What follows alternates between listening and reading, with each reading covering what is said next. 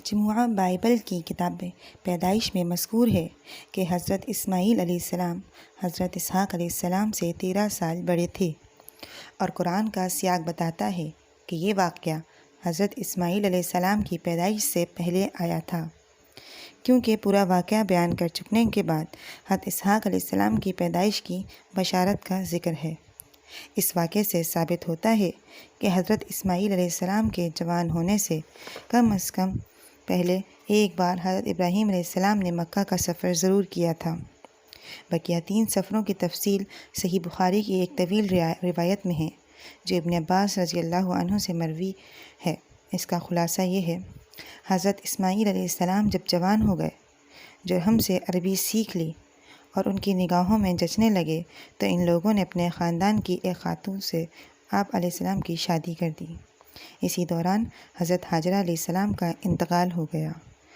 ادھر حضرت ابراہیم علیہ السلام کو خیال ہوا کہ اپنا ترکہ دیکھنا چاہیے، چنانچہ وہ مکہ تشریف لے گئے، لیکن حضرت اسماعیل علیہ السلام سے ملاقات نہ ہوئی۔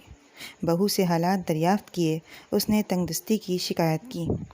آپ علیہ السلام نے وصیت کی کہ اسماعیل علیہ السلام آئیں تو کہنا اپنے دروازے کی چوکھٹ بدل دیں۔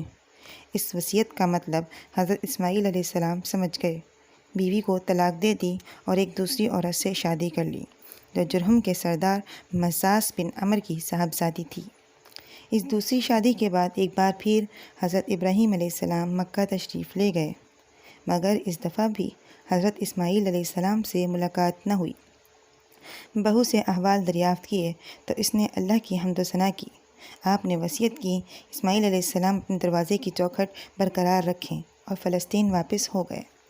اس کے بعد پھر تشریف لائے تو اسماعیل علیہ السلام زمزم کے قریب درخت کے نیچے تیر گڑ رہے تھے۔ دیکھتے ہی لپک پڑے اور وہی کیا جو ایسے موقع پر ایک باپ اپنے بیٹے کے ساتھ اور بیٹا باپ کے ساتھ کرتا ہے۔ یہ ملاقات اتنی طویل عرصے کے بعد ہوئی تھی کہ ایک نرم دل اور شفیق باپ اپنے بیٹے سے اور ایک اطاعت شعار بیٹا اپنے باپ سے بمشکل ہی اتنی لمبی جدائی برداشت کر سکتا ہے۔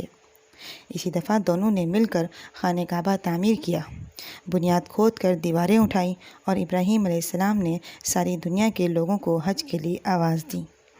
اللہ تعالیٰ نے مزاز کی صاحبزادی سے اسماعیل علیہ السلام کو 12 بیٹے عطا کیے، جن کے نام یہ ہیں: نابت، یامبا، یوت، قیدار، ادبائیل، مبشام، مشمع، دوما، میشا، حدد، تیما، یتور، نفیس، قیدمان۔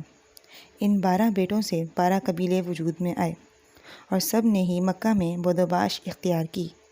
ان کی معیشت کا دار و مدار زیادہ تر یمن اور مصر و شام کی تجارت پر تھا۔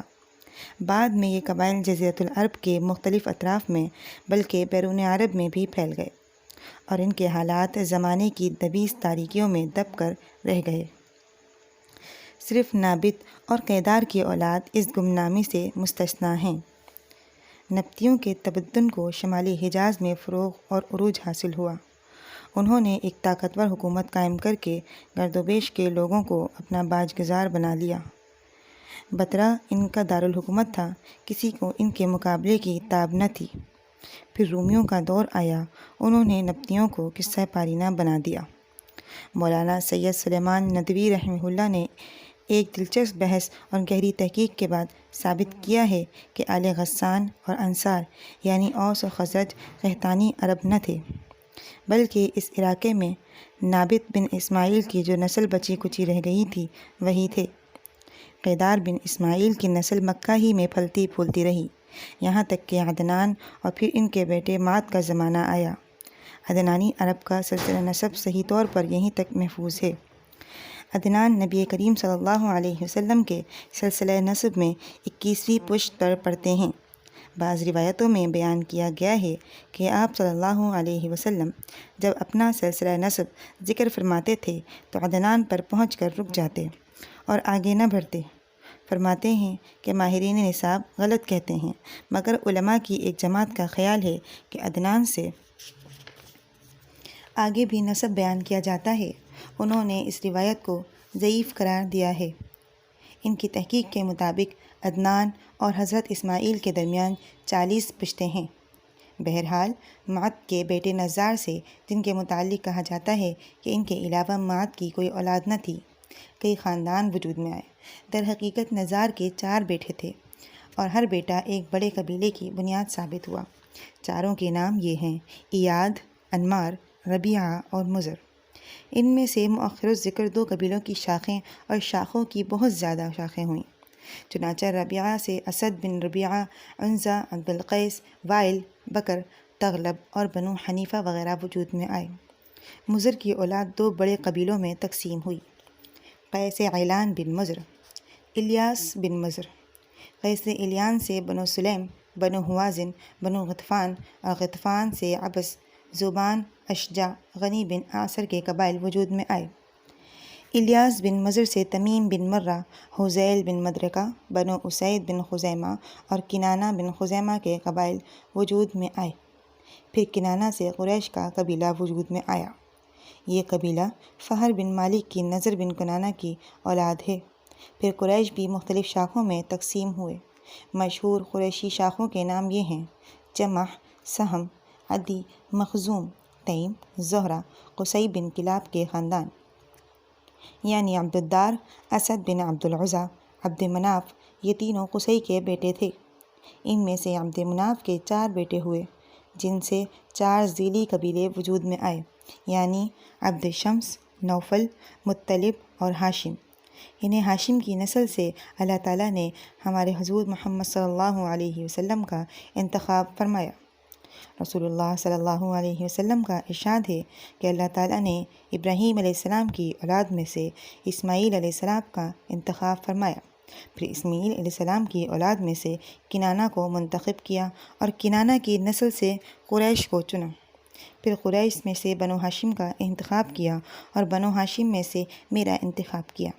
ابن عباس رضی اللہ عنہ کا بیان ہے، رسول اللہ صلی اللہ علیہ وسلم نے فرمایا، اللہ تعالیٰ نے خلق کی تخلیق فرمائی تو مجھے سب سے اچھے گروہ میں بنایا، پھر ان کے بھی 2 گروہوں میں سب سے اچھے گروہ کے اندر رکھا، پھر قبائل کو چنا تو مجھے سب سے اچھے قبیلے کے اندر بنایا، پھر گھرانوں کو چنا تو مجھے سب سے اچھے گھرانے میں بنایا، لہٰذا میں اپنی ذات کے اعتبار سے بھی اچھا ہوں، اپنے گھرانے کے اعتبار سے بھی سب سے بہتر ہوں۔ بہرحال عدنان کی نسل جب بڑھ گئی تو وہ چارے پانی کی تلاش میں عرب کے مختلف اطراف میں بکھر گئی۔ چنانچہ قبیلہ عبد القیس نے، بکر بن وائل کی کئی شاخوں نے اور بنو تمیم کے خاندانوں نے بحرین کا رخ کیا اور اسی علاقے میں جا بسے۔ بنو حنیفہ نے صعب بن علی بن بکر نے یمامہ کا رخ کیا اور اس کے مرکز حجر میں سکون پذیر ہو گئے۔ بکر بن وائل کی بقیہ شاخوں نے یمامہ سے لے کر بحرین، ساحل کاظمہ، خلیج، سواد عراق، ابلا اور حیت تک کے علاقوں میں بود و باش اختیار کی۔ بنو تمیم نے بادیہ بصرہ کو اپنا وطن بنا لیا۔ بنو سلیم نے مدینے کے قریب ڈیرے ڈالے۔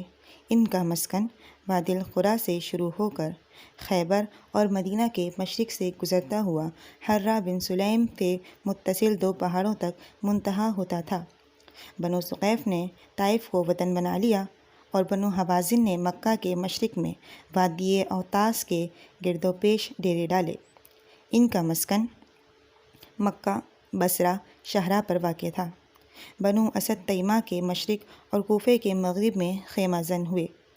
ان کے اور تیمہ کے درمیان بنوتی کا ایک خاندان 72 آباد تھا۔ بنو اسد کی آبادی اور کوفے کے درمیان 5 دن کی مسافت تھی۔ بنو زبیان تیمہ کے قریب حواران کے اطراف میں آباد ہوئے۔ تہامہ میں بنو کنانہ کے خاندان رہ گئے تھے۔ ان میں سے قرشی خاندانوں کی بود و باش مکہ اور اس کے اطراف میں تھی۔ یہ لوگ پراگندہ تھے، ان کی کوئی شرازہ بندی نہ تھی، یہاں تک کہ قصی بن کلاب ابھر کر منظر عام پر آیا اور قریشیوں کو متحد کر کے شرف، عزت اور بلندی و وقار سے بہرور کیا۔